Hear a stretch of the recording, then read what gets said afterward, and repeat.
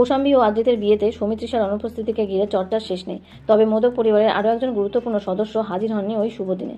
তিনি সিদ্ধার্থ মোদকের আদুরে বোন শ্রীতমা। কিন্তু কেন এলেন না দিয়া? বৃহস্পতিবার সাতপাকে বাধা পড়েছেন আদ্রিত কৌশাম্বী। তাদের বিয়ের মাঝে চর্চার কেন্দ্রবিন্দুতে উঠে এসেছে সৌমিত্রিষা কুণ্ডু। দুই প্রাক্তন সহকর্মীর বিয়েতে তার অনুপস্থিতি এখন টক অব দ্য টাউন। শোনা যাচ্ছে আদ্রিত কৌশাম্বীর বিয়েতে নাকি আমন্ত্রণ জানানো হয়নি তাকে। তবে সৌমিত্রিষার অনুপস্থিতির পাশাপাশি মোদক পরিবারের আরও এক গুরুত্বপূর্ণ সদস্য এদিন মিসিং ছিলেন। তিনি আর কেউ নন, সিদ্ধার্থ মোদকের আদুরে বোন শ্রীতমা।